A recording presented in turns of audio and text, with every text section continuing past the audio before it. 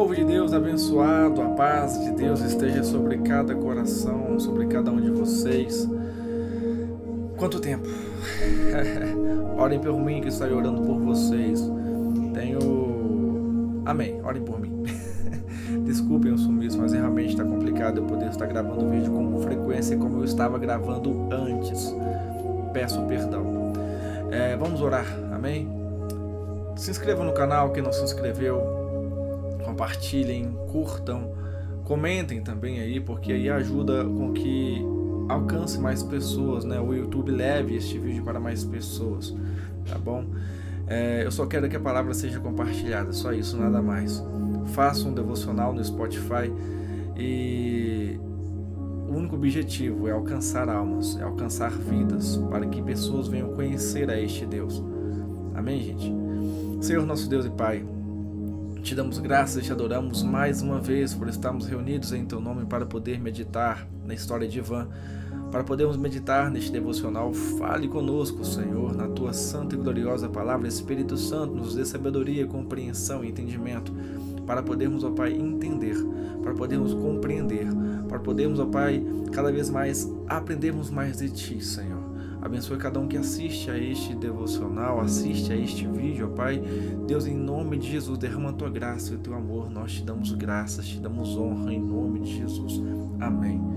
Vamos lá. Devocional. Salmo 38, verso 5. E cantarão os caminhos do Senhor. O momento em que os cristãos começam a cantar os caminhos do Senhor é quando eles perdem seu fardo aos pés da cruz. Nem mesmo as canções dos anjos são tão doces como o primeiro louvor de arrebatamento que brota do íntimo da alma do perdoado Filho de Deus. Você sabe como John Bunyan descreve? Ele diz: quando o pobre peregrino perdeu seu fardo diante da cruz, deu 3 grandes saltos e seguiu seu caminho cantando: ó cruz bendita! Bendito seja, santo sepulcro. Bendito seja para sempre aquele que em ti foi sepultado pelos meus pecados. Crente, você se lembra do dia em que caíram seus grilhões? Você se lembra do lugar em que Jesus lhe conheceu e disse: por quanto com amor eterno te amei? Jeremias 31, verso 3. Apaguei as tuas transgressões como a névoa e os teus pecados como a nuvem. Isaías 44, 22. De todas as transgressões que cometeu, não haverá lembrança contra ele. Ezequiel 18, 22. Oh, que doce momento é aquele quando Jesus tira a dor pelo pecado. Quando o Senhor perdoou meus pecados, eu fiquei tão feliz que dificilmente poderia abster-me de dançar.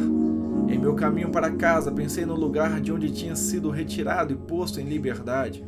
Então senti-me obrigado a dizer às pedras que estavam no caminho a história da minha libertação. Tão cheia de alegria era minha alma que eu queria dizer a cada floco de neve que caía do céu sobre o maravilhoso amor de Jesus, que apagou os pecados de um dos principais dos rebeldes.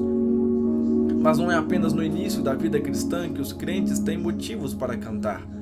Conforme vão vivendo, eles descobrem motivos para cantar os caminhos do Senhor, e a experiência deles sobre sua constante benignidade leva-os a dizer: louvarei ao Senhor em todo o tempo. O seu louvor estará continuamente na minha boca. Salmo 34, verso 1. Veja, irmão, que magnifiques o Senhor neste dia. Desde que pisamos nesta terra deserta, novas misericórdias demandam novas canções. John Bunyan, ele nasceu em 1628, faleceu em 1688. Foi um escritor e pregador. Nasceu em Aston, Inglaterra. Louvado seja o nome do nosso Deus. Grande é o Senhor e muito digno de louvor. O Senhor, ele tem algo muito interessante. Nosso Deus, ele é maravilhoso, né? Nosso Deus, ele é tremendo. Mas essa peculiaridade do nosso Deus é interessante. Ele esquece os nossos pecados. Ele esquece. Ele joga no mar do esquecimento. Porque, sabe, tem pessoas que falam assim: eu só vou aos pés de Jesus, só vou aceitar Jesus quando eu tiver com a minha vida certa. Não, você está pensando errado. Você ou não sabe, ou talvez não acredita que Deus, ele esquece os seus pecados.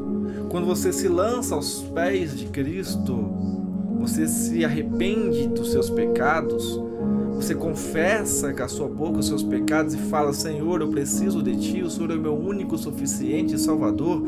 Deus, a partir deste momento, esquece todo o pecado que você cometeu. É jogado no mar do esquecimento.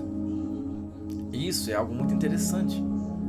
Isso é uma característica de nosso Deus que a gente não tem. A gente sempre lembra dos nossos pecados. A gente sempre lembra dos nossos erros. E sabe o que é o pior? A grande maioria continua pecando e errando no mesmo pecado.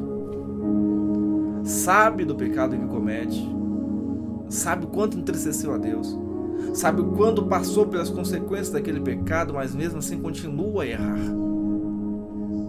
Continua a errar. Mas Deus, quando você se arrepende verdadeiramente, Ele esquece os seus pecados.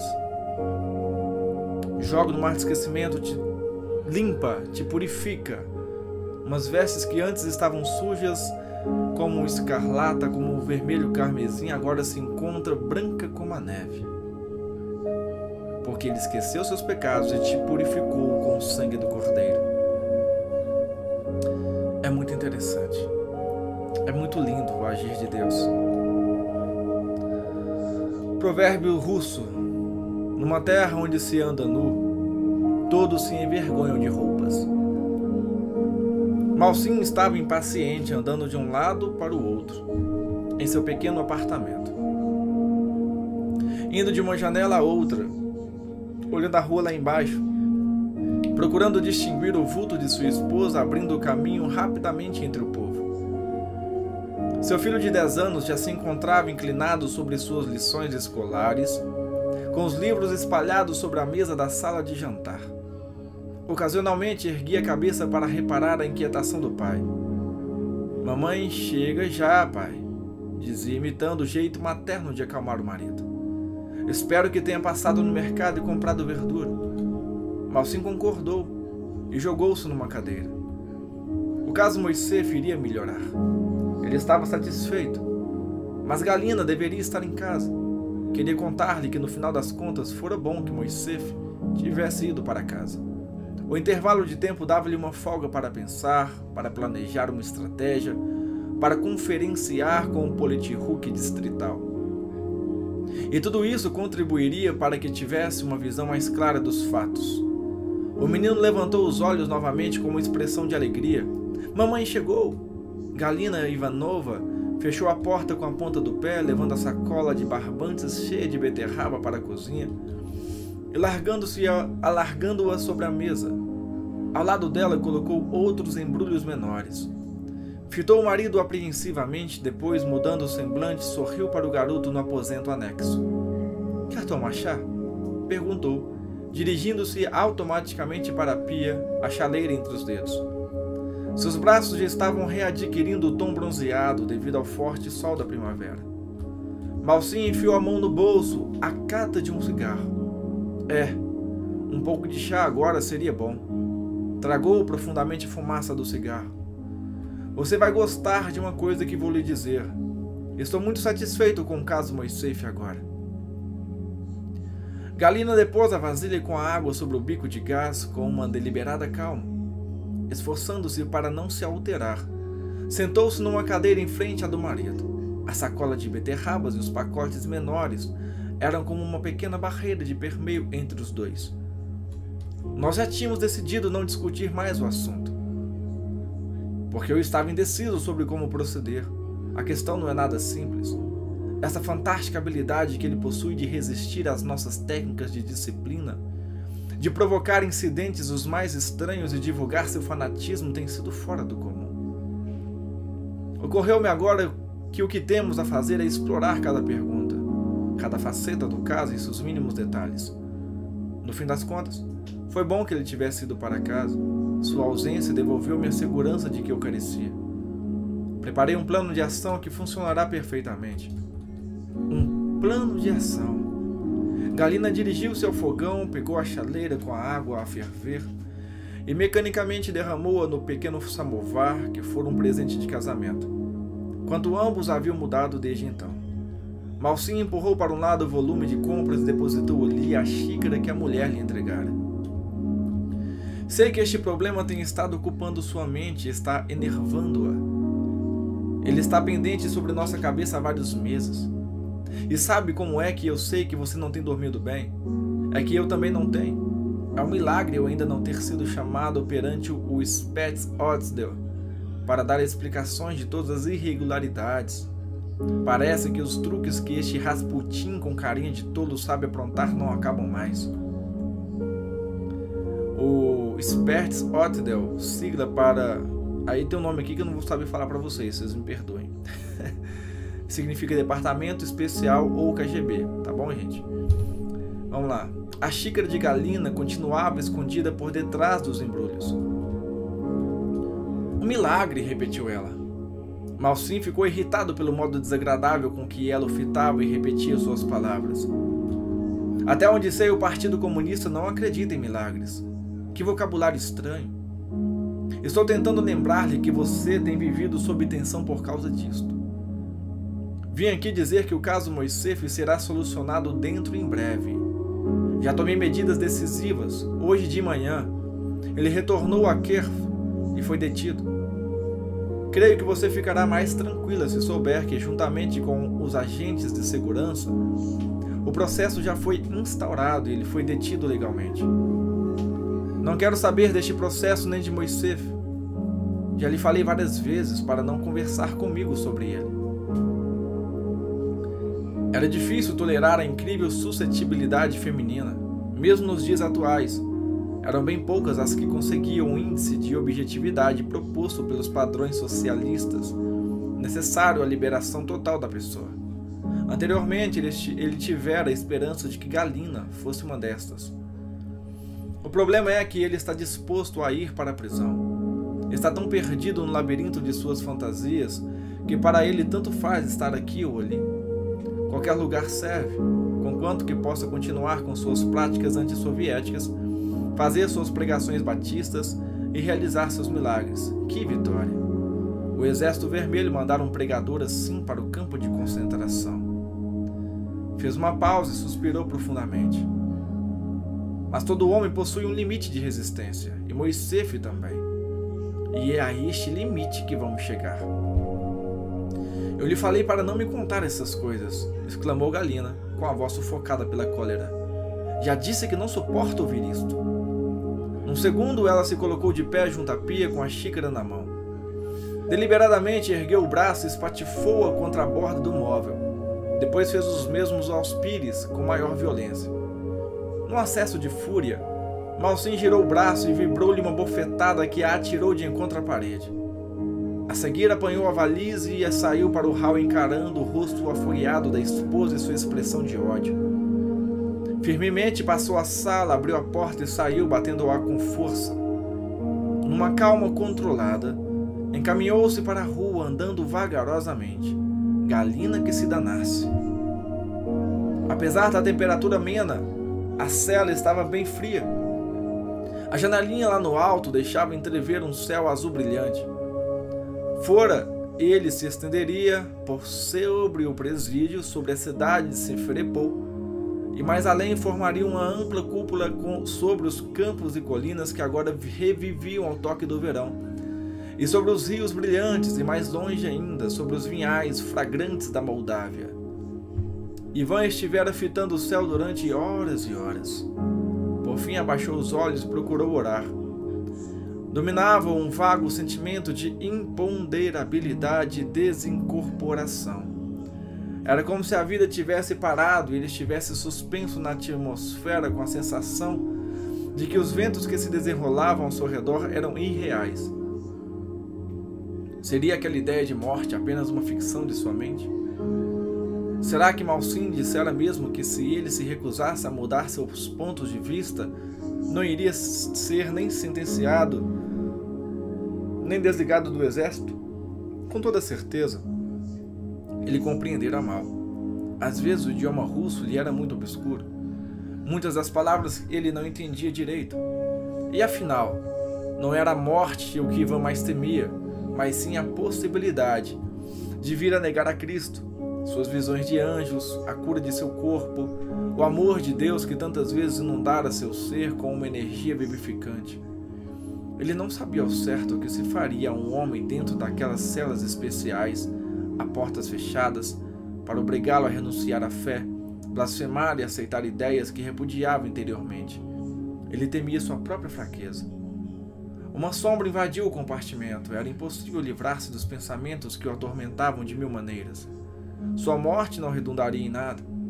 Uma nova onda de angústia tomou conta dele e começou a caminhar pelo quartinho. Se o último recurso fosse a morte, se ele resistisse até este ponto, se pelo poder de Deus conseguisse suportar até a morte, então morreria. Ele estava acabado. A sensação de perda irreparável torturou-o então. Antes, o futuro se lhe apresentara com promessas de bondade e misericórdia em todos os dias da sua vida. Assaltaram-lhe imagens de sua família, seu lar, seus amigos, sua terra natal. Começou a pensar na esposa que nunca teria, rostinhos infantis como que dançavam perante ele na cela. Estou enlouquecendo. Diziam que a religião levava um homem à loucura. Desesperadamente ele fixou o pensamento num trecho das Escrituras. Salva-me, ó Deus, porque as águas me sobem até a alma. Estou atolado em profundo lamaçal que não dá pé. Estou nas profundezas das águas e a corrente me submerge. Estou cansado de clamar, secou-se-me a garganta. Os meus olhos desfalecem de tanto esperar por meu Deus. São mais que os cabelos de minha cabeça, os que sem razão me odeiam. São poderosos os meus destruidores. Tu, ó Deus, bem conheces a minha estultice e as minhas culpas não te são ocultas. Não sejam envergonhados por minha causa os que esperam em ti, ó Senhor, Deus dos exércitos. Nem por minha causa sofram vexame os que te buscam, ó Deus de Israel. O rosto de Prokhorov, o sargento armênio, acudiu-lhe à lembrança. Recordou o sorriso com que o saudara ao voltar da colheita. Abraçara-o várias vezes e beijaram-o nas faces. Depois dera-lhe novo abraço, dizendo: meu irmão. Ele cumprira sua promessa de crer no Senhor. A invocação da pessoa de Prokhorov suavizou-lhe o sofrimento. Ivan assentou-se no catre de metal. Muitos dos outros haviam crido. Todo o seu ser como que se retraía à aproximação da provação. Mas será que Deus não se mostraria fiel? Persevere. Persevere.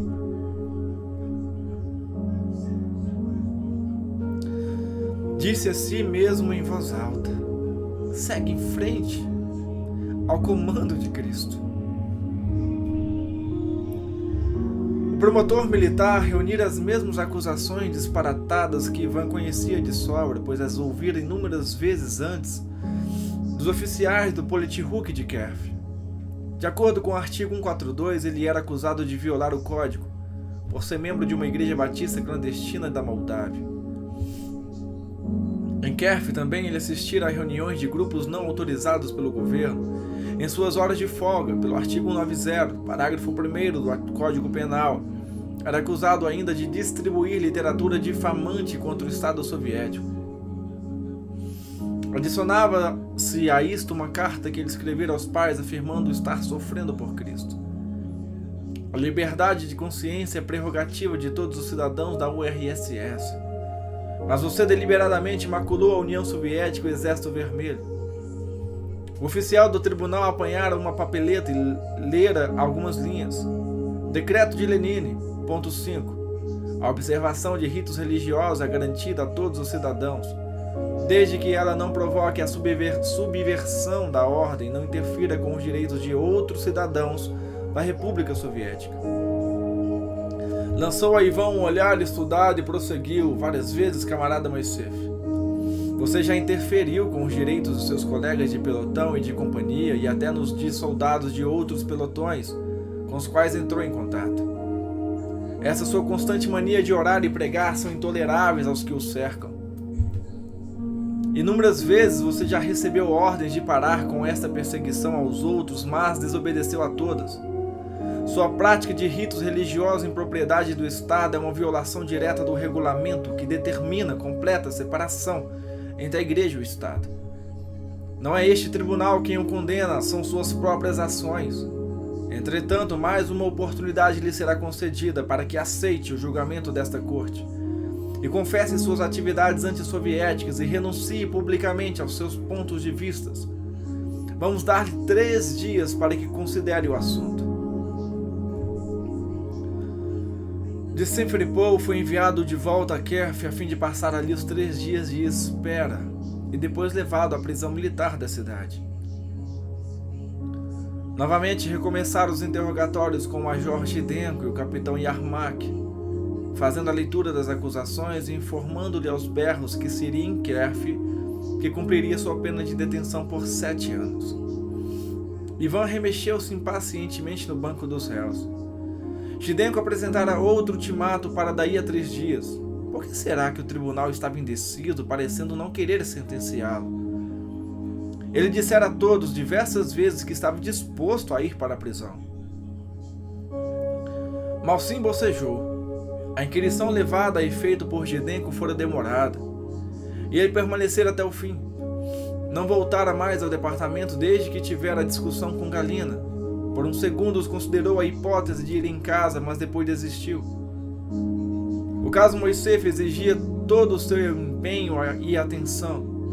A estratégia planejada precisava ser realizada com absoluta precisão, evitando os erros incríveis que desde o começo haviam cercado este caso. Agora que se devotara a ele com tempo integral, conseguira acompanhar todo o seu andamento até aquele instante. Não poderia descansar ainda. Com um grande senso de realização, Malsim recordou os passos dados até o momento. Moisseff comparecera perante o comissário Dolotov e fora acusado formalmente. Como não confessara sua culpa, o caso fora recambiado ao Politruk de Kiev, onde ele tivera uma audiência com seus oficiais políticos e fora por eles interrogado. Novamente fora-lhe concedido um ultimato. Se ele se recusasse a aquecer, e Malsim estava certo de que recusaria, seria enviado ao Politruk distrital em Odessa para novo inquérito, antes de ser transferido para Simferopol e se proceder ao que Malsim denominava as últimas consequências. Não importava que os interrogatórios e ameaças anteriores não tivessem surtido efeito, ele deu de ombros. Não importava que a altura dos acontecimentos Moisseff se dobraria, mas ele se dobraria. Dentro em breve iniciariam as fases das audiências especiais em Simferopol. Estava se tornando cada vez mais difícil para Ivan lembrar-se da data. Tinham havido tantas idas e vindas entre a prisão e o quartel de Kiev para as audiências, que ele estava perdendo a noção do tempo. Achava-se uma vez mais de pé junto ao banco dos réus em Simferopol, com o rosto muito pálido. O tanado da pele que adquirira durante as férias na Moldávia desaparecera, dando lugar à palidez do confinamento. Sentia-se faminto, tinha sido maltratado pelos guardas e dormira muito pouco nas 2 últimas semanas. Os oficiais o fitavam impassíveis, aguardando que falasse. Sua voz estava rouca pelo cansaço, mas procurou emitir com clareza o idioma russo, que ainda apresentava alguma dificuldade para ele. Declaro que sou inocente dos atos de que me acusam, e novamente rogo para ser ouvido pelo tribunal. O comissário Dolotov acenou afirmativamente com certo pesar. Na época do meu julgamento, eu fiz o juramento de praxe e tenho me esforçado para não quebrar minha palavra. Minha promessa de lealdade total e obediência às forças armadas da URSS. Foi-me impossível obedecer algumas das ordens recebidas por serem injustas e irem de encontro à liberdade de pensamento que nos é garantida pela Constituição.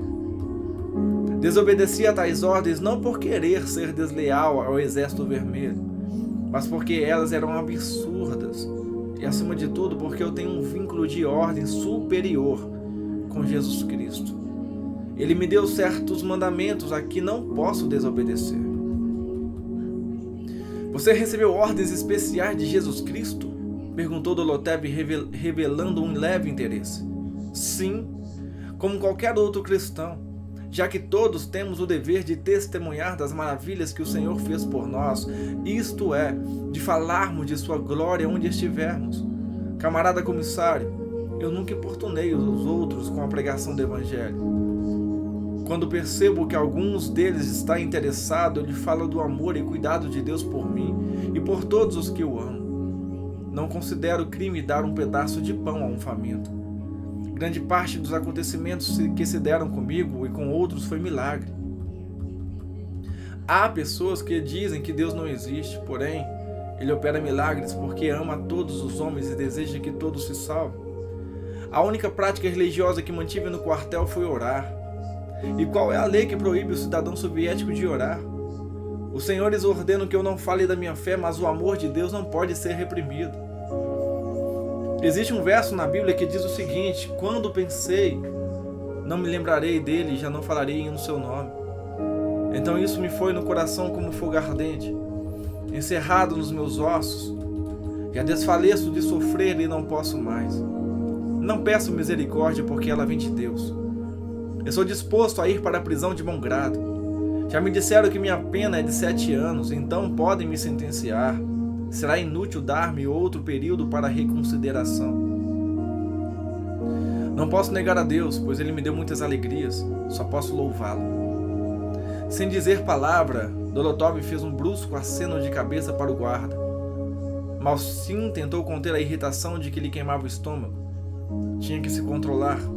Tudo estava seguindo o curso planejado, embora a segurança com que Moisés se havia fosse de enfurecer qualquer um. Fazendo um sinal aos agentes de segurança que tinham estado presenciado tudo, assentados a uma mesinha ao fundo do salão, ele carregou uma cadeira para junto deles e assentou-se também.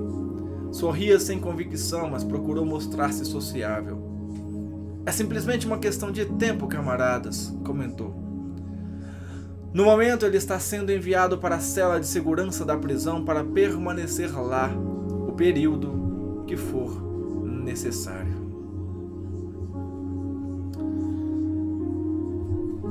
A gente vê que Deus tem dado força para Ivan durante esse processo que ele está passando.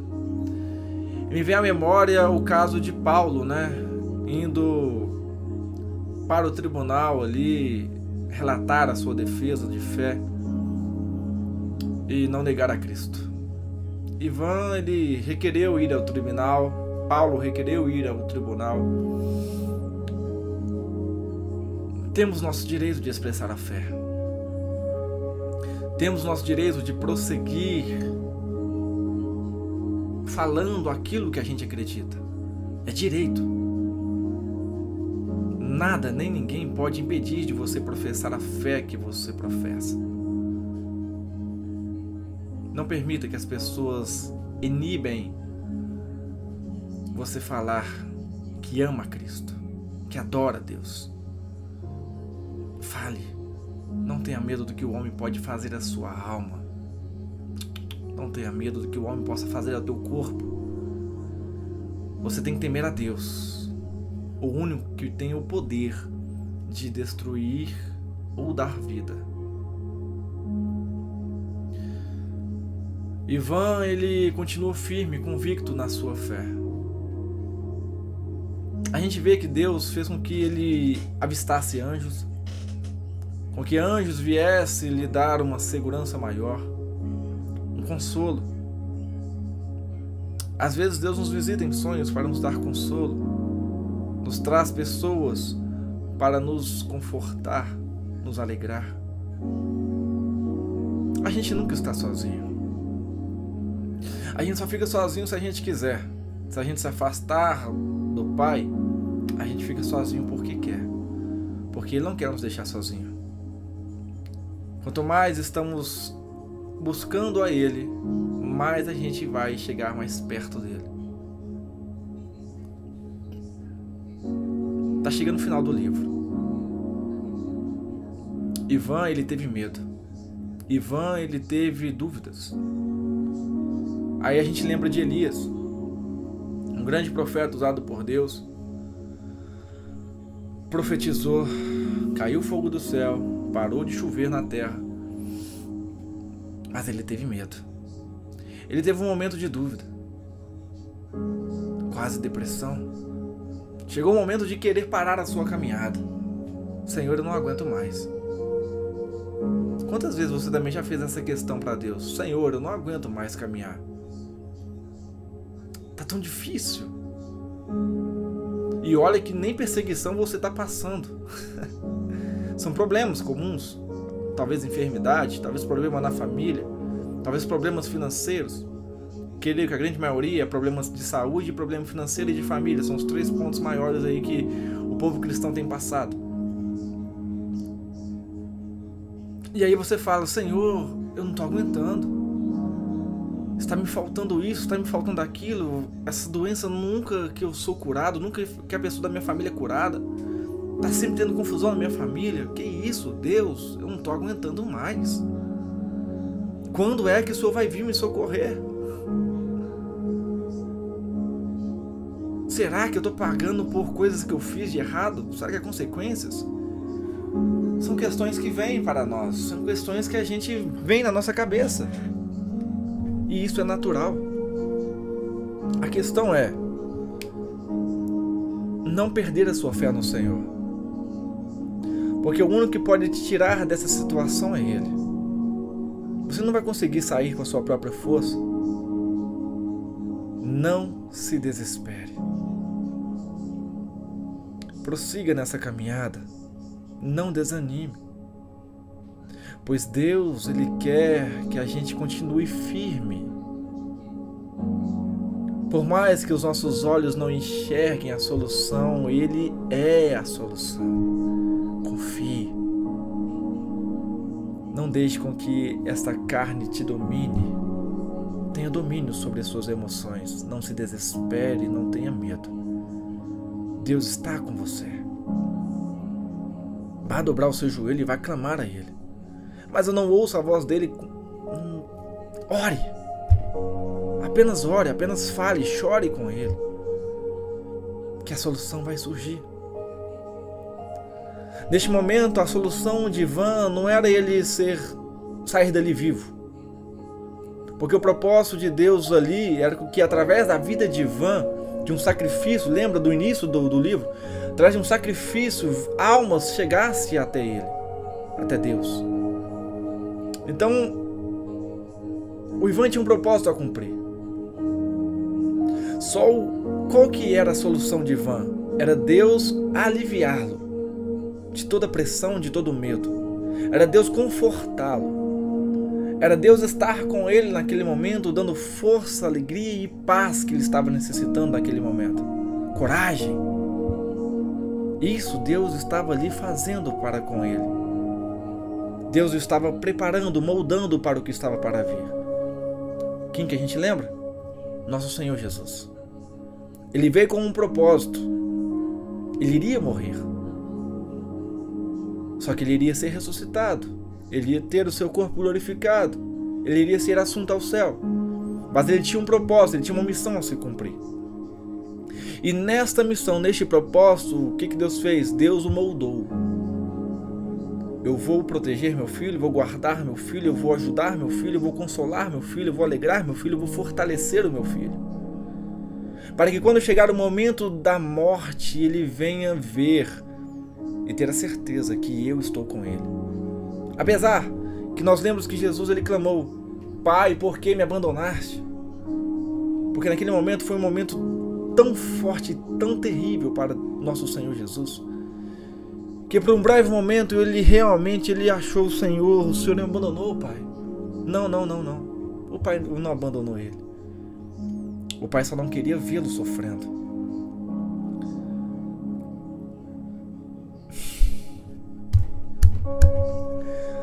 O Pai não quer ver a gente sofrer.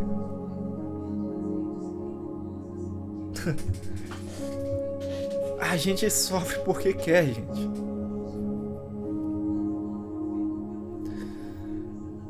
Deus, coloque isso na cabeça de vocês. Deus, ele não quer ver nenhum dos seus filhos sofrer. A palavra fala que tudo concorre para o bem daqueles que amam e temem a Deus. Ele não quer ver você nem a mim sofrer. Ele quer o nosso bem. A questão é como que a gente tem caminhado na presença dele. Como? A gente tem buscado a ele verdadeiramente, a gente tem adorado a ele, a gente tem falado com ele. Você tem tendenciado mais para a sua carne ou para o seu espírito? A carne começa a desejar alguma coisa, você tem ido a esse desejo?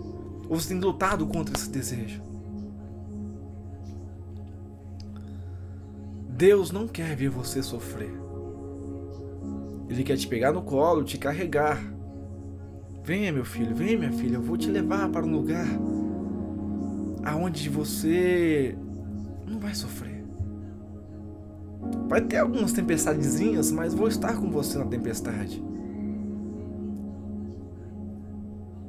Creia, viva em espírito.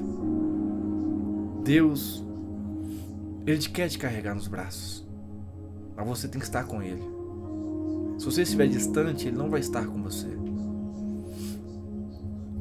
Que Deus abençoe a sua vida poderosamente. Abençoe o seu lar e a sua casa.